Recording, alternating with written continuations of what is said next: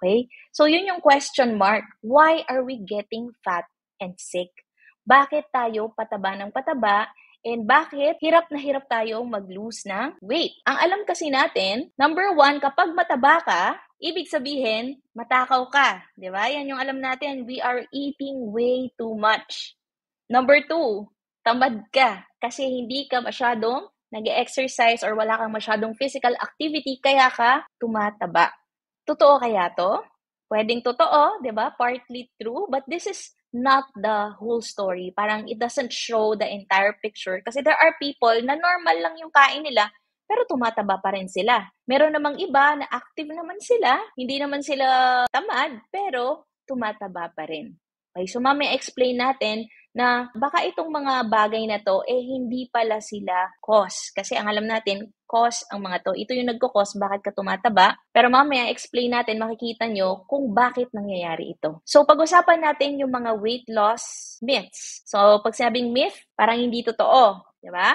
So weight loss myth number 1, yan, sabi nila it's all about calories. I used to believe this before. Ito yung paniniwala ko, calories in versus calories out. Pag calories kasi yung kino-consider mo, parang hindi mo na tinitignan yung quality ng food. Parang ang thinking mo, all calories are equal regardless kung anong klaseng pagkain yun. Kapag daw yung calories in, yun yung food and beverages na pinapasok mo, calories out, ito yung body functions or physical activity mo.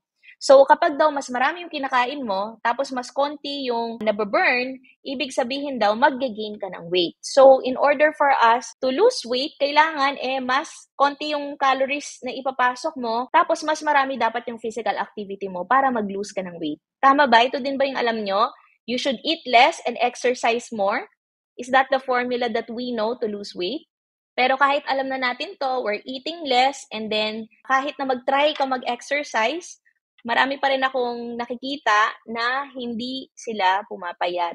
And after some time, lalo silang tumataba kasi nag-a-adjust yung katawan natin. So yung calories in and calories out, hindi po siya magandang guide for losing weight. It's actually a nutrition myth that calorie is a calorie. This is totally wrong. Kasi yung 1,200 calories of junk is not the same as 1,200 calories of healthy, nutritious food. Kasi magkakaiba yung chemical structure ng food at magkakaiba yung way kung paano pinaprocess yan ng ating katawan. So, not all calories are created equally. Yan. So, if may nagka-count ng calories sa inyo, stop counting calories because it doesn't work. So, next, weight loss myth, number 2, ang alam natin, fats make you fat. For the longest time, ito rin yung paniniwala ko. Huwag ka kumain ng taba kung ayaw mong tumaba. And ang alam natin, kapag mataba ang pagkain, makolesterol, nakakakos siya ng heart attack, heart problems. Yun din ba yung pagkakaalam ninyo? Kaya tayo umiiwas sa mga matatabang pagkain, umiiwas sa mga pagkaing maraming kolesterol. So, kanino ba natin narinig yan? Actually, yan kasi yung recommended ng US FDA and nag-start yan. So, pakita ko lang sa inyo yung history ng cholesterol myth. Before the 1900s, kung titingnan mo yung history, yung heart disease or yung heart attack, hindi siya common na cause of death. It is very, very rare. It is virtually non-existent. Even if you look at the history books, wala naman tayong nakikita doon na yung si King, si ganito, yung mga historic na people, namatay sila ng heart attack. Diba? Wala naman tayong makita na gano'n sa history. Baka meron, pero sobrang rare ng mga yon. Unlike now, very prevalent. Nagkaroon lang ng public awareness about heart attack noong 1955 when the US President Eisenhower died of a heart attack. So, syempre, president ito ng US. So, nagulantang ang public and it became a public health concern. Parang ano ba yung heart attack? Ano ba yung cause ng heart attack? Bakit may ganun? So, nag-start yung mga researchers, scientists, mga doctors na mag-search at mag-conduct ng mga studies and mag-evaluate ng data kung bakit nagkakaroon ng heart attack. So, nung 60s and 70s, to cut the long story short, nagkaroon ng battle. May na-create na dalawang grupo. Yung isang grupo, ang sinasabi, yung daw fat, yun daw yung nagkakos ng heart attack or yung cholesterol from the fat. Yung saturated fats, yun yung nagkakos ng heart problem. Yung kabilang grupo naman, which is led by John Yudkin, yung daw sugar ang nagko-cause. Kasi dun sa data nila, yung mga nagkakaroon ng heart attack or yung at risk sa heart attack ay mga big sugar eaters. So kaso nga lang, nung 1970s, na-discover nila yung tinatawag na LDL. LDL is low density lipoprotein. Ito yung tinatawag nilang bad cholesterol. They discovered that this is correlated with cardiovascular diseases. So, nung tinignan nila yung ugat kung saan bumabara at nagkakos ng stroke at heart attack, nakita nila doon sa crime scene ang cholesterol. So, sabi nila, confirm, cholesterol talaga yung nagkakos na heart attack. So, ano ba yung mga cholesterol? Ito yung mga maraming cholesterol, yung mga saturated fats, mga taba ng baboy, butter, eggs. Kaya nga, binabawal tayong kumain ng maraming itlog, di ba? Ng maraming taba ng baboy, taba ng animal meat, dahil nga sa cholesterol. So, since 1970s, yan na yung naging paniniwala ng tao, naglabas na ng mga guidelines, yung mga health organization, yung USFDA, na dapat iwasan natin yung mga taba. So, syempre, takot yung mga tao magkaroon ng heart attack. Anong ginawa nila? Iniwasan nila yung taba at naglabas ng iba't ibang mga products na low-fat, non-fat, fat-free. Ayan, so naglabasan na yung mga ganong klaseng products. So, halos lahat nagbawas ng taba or umiwas sa taba. Pero, yung kinakatakutan natin na sakit, na heart disease, imbis na bumaba, ang nangyari, tumaas ng tumaas. At kasabay ng pagtaas ng heart disease, tumaas din yung mga obese people, tumaas din yung mga may diabetes, at the same time, tumaas yung sugar consumption. So, bakit tumaas ang sugar consumption? Yung mga companies, nung sila ginawa nilang low-fat or non-fat, yung mga binibenta nilang products, ang nangyari hindi na sila masarap. Masarap ba yung taba? Masarap, di ba? In fact, kapag kumakain ka ng fried chicken, anong mas gusto mo? Yung laman or yung balat? Yung balat, di ba? Kasi gusto natin talaga ng taba. Sa lechon, anong gusto mo? Yung laman o yung balat? Yung balat din, di ba? Masarap talaga yung taba. So, nung tinanggal nila yung fat sa pagkain, hindi na siya masarap. Kaya ang ginawa nila, dinoble nila yung sugar content ng mga pagkain para masarap pa rin siya. That is the very reason kung bakit tumaas ang sugar consumption natin. Nadagdagan yung sugar sa mga pagkain. Ang resulta nito, habang iniiwasan ng maraming tao yung taba, ang cardiovascular disease or yung heart disease naging number 1 cause of death, hindi lang sa Philippines, kundi sa buong mundo. And then right now, 17.7 million people die every year from cardiovascular diseases. Imagine 17.7 million. Mas marami pa po sa mga nako-COVID. Yan, that's 31% of all global deaths. According yan sa WHO or World Health Organization. And 4 in 5 cardiovascular disease deaths are from heart attacks and strokes. Ito yung pinaka hindi natin gustong way na mawala sa mundo, yung heart attack or yung stroke. Kasi it's so sudden, di ba? Wala kang time magpaalam sa mga mahal mo sa buhay. And meron na akong mga kakilala na ang babata pa lang, bigla na lang nawala sa mundo because of this. Hindi to nagpapaalam, basta na lang nangyayari, kaya nakakatakot talaga. Ayan, even sa women pala, number 1 cause of death yan for women and more deadly, sabi, than all forms of cancer combined. So, yun nga, for the longest time, for the last 30, 50 years, even up to now, this is still mainstream pa rin ito. This is still the belief. Hindi pa to pinapalitan ng USFDA, even ng ating mga health organizations dito sa Philippines, hindi pa rin nila pinapalitan yung guidelines na to. Ang sinasabi pa rin nila, it is the fat, it is the cholesterol that's causing the cardiovascular diseases. Pero if you look at the numbers, lalong dumadami. It seems that we are not solving the problem. Lalo pa siya lumalala. So in 2009, okay, itong status quo na to, biglang na-disrupt because of this person. Because of Dr. Robert Lustig, who nag-present siya ng astounding data to debunk yung cholesterol myth and to support yung dating faction ni John Yudkin that sugar is the one na nagko-cause ng problem. So, yung video na to parang is just a simple orientation seminar presenting his findings. It was uploaded in 2009. Yun nga lang, hindi ko agad to nalaman. Napanood ko lang to noong pandemic. Nung ako ay nagsisearch na about health, doon ko nakita to na isa-suggest lang ni YouTube. I'm so grateful kasi napanood ko to kasi it also changed a lot about my perspective, and also yun nga, maraming din nabago sa akin because of this. And now, it has 24 million views on YouTube. Gumawa din siya ng book after this. So, naging instantly famous si Dr. Robert Lustig because of this. Because he is a endocrinologist siya. Pediatrician siya na ang specialization niya is childhood obesity. So, kaya siya nagkaroon ng data, pinag-aralan niya. Kung gusto niyo panoorin to, you can watch this so you can have more insights. Pinakita niya dito kung bakit sugar ang totoong may kasalanan ng lahat, hindi yung taba. He emphasized that fats do not make you fat. Sugar does. Nung una, hindi ko ma-imagine how. Parang, paano ka tumataba because of sugar? 'Di ba? Kasi nga, pag tumataba ka, dumadami yung fats mo. So, it's the fat, 'di ba? So, he explained this process that is called de novo lipogenesis.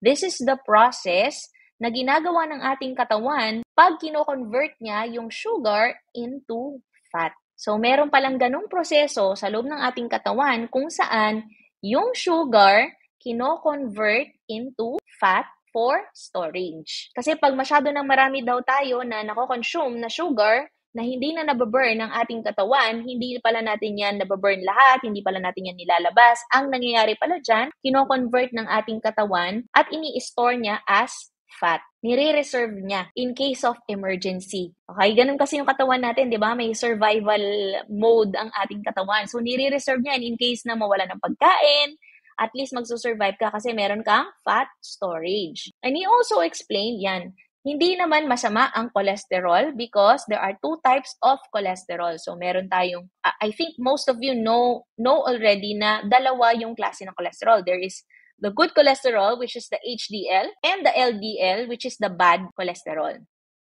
But he also explained na yung bad cholesterol na tinutukoy natin, meron pala siyang dalawang klase. Okay, there are two types of LDL.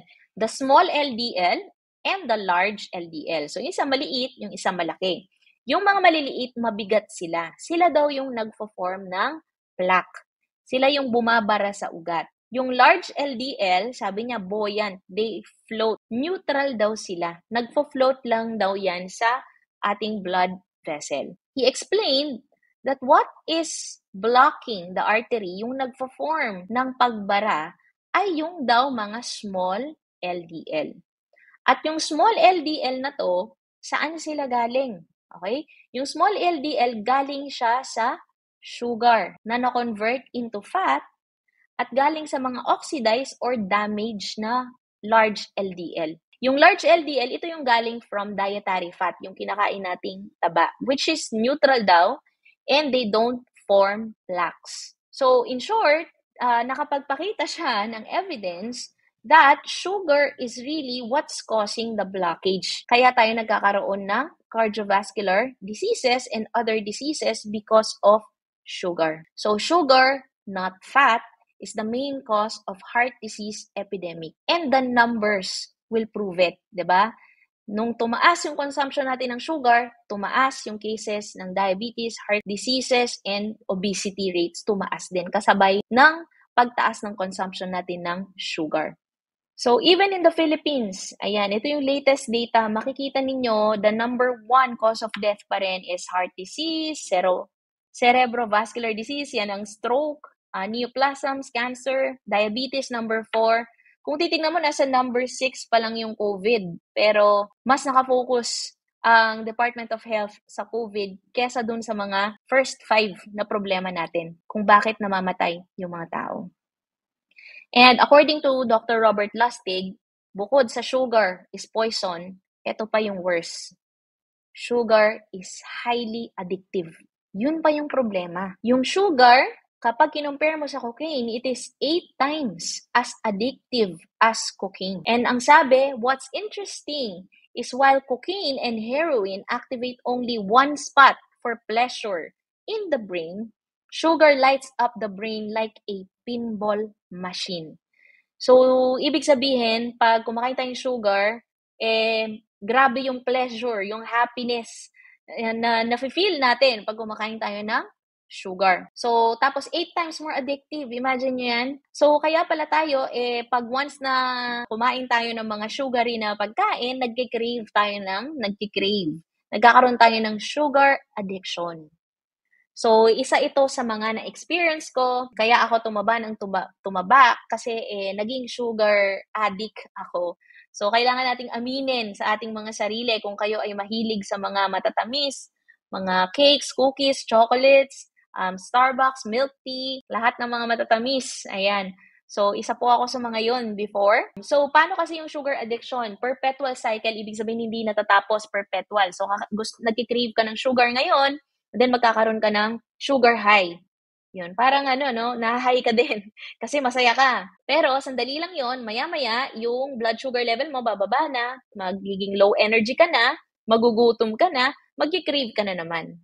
So, paulit-ulit lang, nagkikrave ka ng nagkikrave. And dahil din sa ating tongue na, di ba kapag nagkikrave ka pag lagi ka kumakain ng sugar, parang patamis din ng patamis yung dila mo. Yung dati, parang 1 teaspoon ka lang ng sugar, naging 2 teaspoon na, parang gusto mo na mas matamis sa next, kasi nagkakaroon ng, parang nag-a-adapt yung dila natin. So, mas lalong nag-i-increase din yung sugar consumption mo. Even sa drinks, doon sa mga mahilig sa soft drinks, sa mga mahilig sa bottled drinks, so, ito, mineasure talaga namin to. Hindi ko to kinuha sa Google. Ito ay ginawa talaga ng ating team dito. So, tinignan namin, kinuha namin yung mga usual na drinks na binibili natin sa labas, and we found out na itong sito na to is being marketed as something healthy. Diba? Kasi green tea, tapos may apple. So, feeling mo healthy siya. Napakarami palang sugar. So, question ko sa inyo, gaano karaming sugar ang nilalagay nyo sa inyong kape? Sige, patingin nga kung ilang kutsarita. Ilang kutsaritang sugar ang nilalagay nyo sa inyong kape? 1, 2, 3? Sige, comment nyo nga dyan. So, ang question ko sa inyo, kaya nyo bang lagyan ng 9 na kutsarita at inumin yung coffee ninyo na merong 9 teaspoons of sugar? Hindi, di ba? Kasi 9 teaspoons of sugar, napakarami niyan, napakatamis niyan. Pero pag iniinom mo yung C2, hindi mo yan nararamdaman. Makita nyo dyan yung Mogu Mogu, it has 8 teaspoons. Yung Coca-Cola, 8 teaspoons. I think more pa yung Coca-Cola kasi bukod sa sugar, may iba pa siyang form of sugar na nandyan eh. Nestea, 7 teaspoons. Ito, dati lagi ko binibili sa mga anak ko, yung Dutch Mill, Chucky, at saka Yakult. Ang dami palang sugar. Isipin mo yung maliit na Yakult na yan, 2 kutsarita yung sugar niyan. Yung Chucky has 4.8 teaspoons. Sino yung mga mahilig mag-Gatorade dyan? Diba? Feeling natin energy drink. Pero, meron siyang 5 teaspoons of sugar. Ganun karami. So, kung hindi lang isang bote ng soft drinks ang naiinom nyo, imagine nyo gaano karami kayang sugar ang nako-consume nyo in a day. Diba? So, no wonder kung bakit tumataba tayo ng tumataba dahil sa dito pa lang kitang-kita natin kung gaano karami yung sugar na nako-consume natin. What's in soft drinks? Bakit ito yung worst drink ever? Ang alam ko lang dati, bakit bawal soft drinks? Kasi sasakit daw tiyan mo dahil sa acid. Pero hindi pala, yung isang cola na yan, ayan, ang total niya na sugar ay 10 cubes or 10 kutsaritang sugar. Kung hindi nyo pa alam yung story ng Coca-Cola, dati kaya Coca-Cola yan kasi meron niyang cocaine. Diba? Yung cocaine, nalaman natin na addictive yan, pinagbawal yung cocaine, so tinanggal nila, nireplace nila ng caffeine. Yung coffee may caffeine, kaya addictive. So, nilagyan nila ng addictive substance pa din. Bukod sa caffeine, meron siyang sodium. Ano yung sodium? Asin. Salt. Okay? Nalalasaan nyo ba yung asin sa Coca-Cola or sa soft drinks? Hindi, 'di ba? So bakit daw nila linagyan ng salt? Okay, according to Dr. Robert Lustig, yung caffeine is diuretic. Ibig sabihin kapag nag-consume ka let's say ng coffee or soft drinks, iihi ka ng free water. So, yun ang ibig sabihin diuretic. At kapag nilagyan mo daw yan ng sodium or ng salt, ang mangyayari sa'yo, pag pinartner mo yung dalawang yan, magiging mas thirstier ka. Mas mauuhaw ka. So, bakit nila nagyan ng too much sugar? To hide the salt.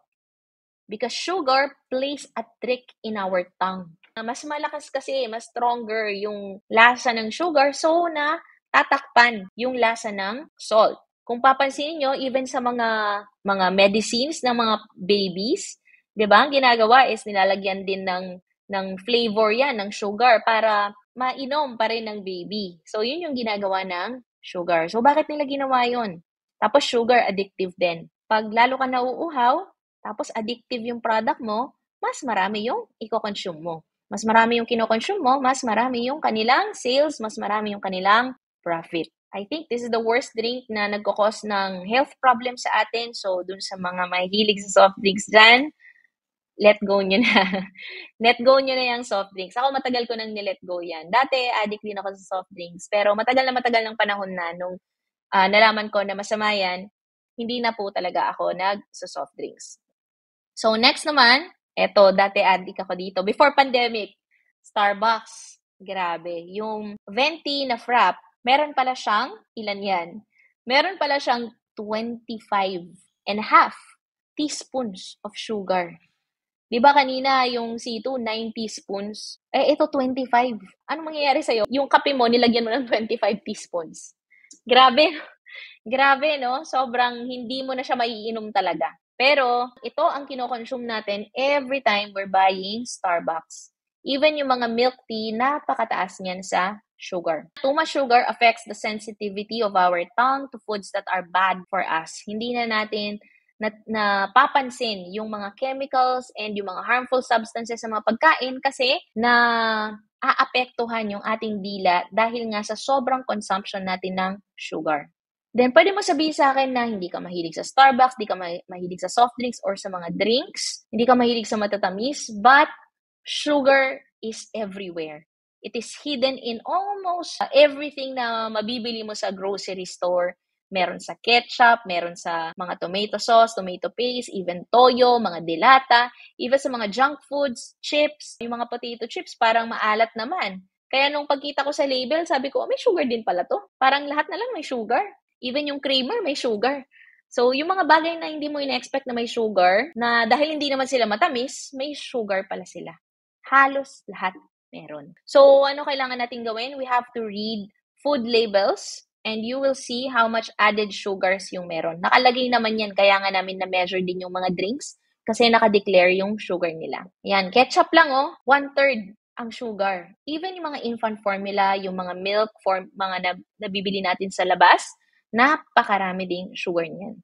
And there are other names of sugar, so wag tayong magpalinlang. There are more than 50 na names of sugar. So I have listed some of them here. High fructose corn syrup. This is the worst daw. According to Dr. Robert Lustig, corn syrup. Usually, yan yung nilalagay sa mga milk tea. Meron ding maltodextrin. So if you're thinking you're gonna get Diet Coke na lang or Coke Zero, meron yang maltodextrin. Okay, kala mo sugar-free, no? Dinagyan lang nila ng ibang klaseng sugar.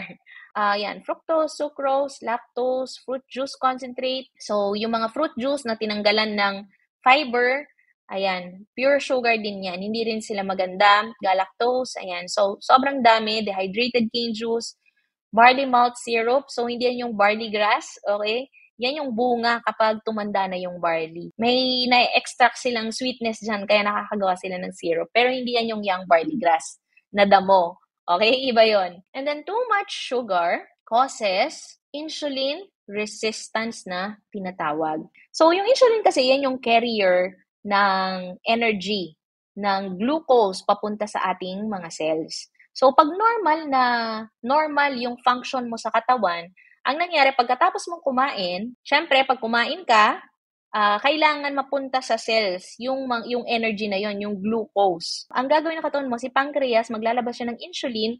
Si insulin, siya yung magdi-distribute ng energy sa mga cells mo. Okay? Siya yung lalakad para ibigay yung glucose supply ng mga cells. So, kapag normal ang functions mo, yun yung nangyayari sa'yo. So, yung kinakain mo, mataturn into glucose and then yung glucose mapupunta sa cells, gagamitin mo yun for energy. Kapag insulin resistance ka, which happens if you are eating too much sugar, nangyayari sa mga cells mo, tumatanggi na sila. Sinasabi nila na ayoko nang tumanggap ng glucose, wag mo na akong bigyan insulin. Okay? So yung nagiging insulin resistant yung mga cells mo. So kapag nagiging resistant sila, anong nangyayari? Dahil hindi nila tinanggap yung glucose, ang glucose magfo-float lang sa blood. So, ang resulta usually ng insulin resistance ay type 2 diabetes. Ang mangyayari pa dyan, dahil nakita ng katawan mo, yung sobra dyan gagawin niyang fat. So, kapag yung insulin resistance mo, grabe na, parang halos lahat ng mga cells mo, tinatanggihan yung glucose or yung energy, ang mangyayari sa'yo, isa sa mga signs that you are insulin resistant, pagkatapos mong kumain, tinatamad ka. Wala kang energy, kakakain mo lang, gusto mo matulog. Okay? One of the signs yan that you are insulin resistant. So, ang nangyayari kapag insulin resistant ka, binablock nito yung hormone na tinatawag na leptin. Okay? Ano ba yung leptin? Yung leptin, ito yung satiety hormone na tinatawag. Yung satiety hormone na to, ito yung nagsasabi na busog ka na. Okay? Sinasabi niya sa brain, oops, ayoko na kumain, busog na ako. Okay? Yun si leptin. Kaso, kapag insulin resistant ka, hindi makita ng brain mo yung leptin. So, akala ng brain mo, hindi ka pa kumain, hindi ka pa busog. So, ano nangyayari sa'yo? Gutom ka na naman. Kaya, halos every 2 to 3 hours, nagugutom ka. Parang ganito yung insulin resistance. Ayan. So, feeling mo, you are hungry. Kaya hungry yan kasi, alam mo yung hungry plus angry? Gutom na galit. Kasi gutom na gutom na gutom. Lethargic. Ayan. So, you resort to unhealthy carbs. Magre-release ng insulin. Kaso dahil insulin resistant yung cells mo, ang gagawin lang doon, hindi siya gagamitin for energy, masastore lang siya as fat. Tapos, dahil wala kang nagamit for energy, ayun, pagod ka na naman at inaantok. Mamaya-maya, gutom ka na naman kasi hindi makita ng brain mo na kumain ka na. So, akala natin kapag yung mga tao overweight or obese, matakaw, natural, kaya nangyari sa kanila yon kasi matakaw at saka tamad sila. Yun pala, hindi yun cause, effect yun. Yun yung ginagawa sa kanila ng kanilang hormones. Kasi nga, insulin resistant sila, kaya low energy sila, kaya sila tinatamad. Kaya sila laging walang energy, laging mabigat yung katawan. Tapos, lagi silang gutom dahil nga hindi makita ng brain yung leptin. So, it's actually more of an effect. So, instead of burning what you eat, ayun nga, it gets stored as fat. Kaya tayo pataba ng pataba ng pataba kapag yun nga too much sugar yung nakokonsume natin. And we know naman that with obesity, it comes with a lot of health risk. Hindi lang sa heart, pwede tayong magkaroon ng fatty liver, sa bones, nagkakaroon tayo ng problem, kidney, even cancer, pwede tayong magkaroon. Ito yung mga harmful effects of sugar. Yun nga, it increases your risk of heart disease, diabetes, hyperglycemia, gout, increased risk of tumor and cancer, gallstones and kidney stones, fatty liver disease, PCOS, and infertility. Ngayon, na-encounter namin sa mga customers ng Salveo, napakaraming may PCOS. Like, parang normal na lang. Dati parang napaka-rare ng PCOS. Increased risk of dementia, Alzheimer's disease, suppresses immunity. So, pag mahilig ka sa sugar, mahina din yung resistensya mo. It also speeds the aging process. So, makikita ninyo, magkakaroon kayo ng problem sa skin. Parang dumudumi yung skin mo. O yun nga, lagi ka nagkakaroon ng acne, pimples. Ako, nagkaroon ako ng skin allergies nung sobrang taba ko na hindi ko maintindihan kung saan galing. At nawala lang nung medyo nabawasan na ng timbang. And then, it also disturbs the mineral balance. Nagkakaroon ng tooth decay at problem sa bone or osteoarthritis. Bakit nangyayari yun? Kasi yung sugar kasi di ba nilinis ang sugar kaya naging puti. Tinanggal yung natural occurring minerals dun sa raw sugar talaga na nakukuha sa mga sugarcane, ganyan. Meron kasing minerals na kasama yun. Kaso dahil nilinis yung sugar, tinanggal yung minerals, naging puti na lang siya. So, yung white sugar, dahil wala siyang minerals, ang nangyayari, nagkikling siya sa bones, nagkikling siya sa ngipin kasi naghahanap siya ng minerals. Kaya ang nangyayari, the more sugar na kinokonsume mo, ayun, mas mabilis masira ang ngipin at yung mga bones mo. Noong unang panahon, actually, isa sa mga question ko to, bakit nakakahukay sila ng mga ngipin ng mga ancestors natin na thousands of years ago pang nabuhay at kumpleto ang ngipin. Sabi ko, bakit ganun? Wala namang toothpaste nung unang panahon. Bakit kumpleto ang ngipin nila? So, yun pala, kapag kumakain tayo ng mga natural food talaga na hindi processed, hindi mo pala kailangan ng toothpaste. The reason kaya kailangan natin ng toothpaste ngayon dahil nga sa mga nagagawang substances, kagaya ng sugar, kagaya ng white rice, kaya kailangan natin ng toothpaste ngayon. So, 11, it also weakens your eyesight. Yan. So, ang dami pa niyan, hindi na ko nalang malista lahat. So, napakaraming harmful effects of sugar. So, kailangan nating tandaan yan para kusa na tayo na iwasan natin talaga yung sugar because it's really, really harmful to our health. Let's define drugs. Tayo, di ba, hate natin yan. Ayaw natin ng may mga gumagamit ng masamang droga. Tama ba? So, pinagbabawal ang may mga prohibited drugs because number one, yun nga, stimulant, anong definition ba ng drugs? Number one, stimulant. Ibig sabihin, ini-stimulate niya yung pleasure spots ng brain mo. So, may ginagawa siyang something different sa'yo. So, stimulant. Number two, addictive. Nakaka-addict. Number three, harmful. Yung coffee, stimulant, addictive, pero it's not harmful. That's why it's not prohibited. Yung smoking, stimulant, yung nicotine, yes. Addictive, yes. Is it harmful? Yes. Pero hindi siya instant, di ba? Matagal yung effects niya. That's why smoking is somehow regulated. So, let's see if sugar is a drug. Ang sugar ba stimulant? Does it light up the pleasure spots of our brain? Yes. Is sugar addictive? Yes. Is sugar harmful? Yes. So sabi ni Dr. Robert Lustig, sugar should be categorized as a drug. And just like smoking, it should be regulated. Hindi instant yung effect niya kasi matagal bago mo makikita, di ba? So dapat regulated yung pagkain ng sugar. Yan.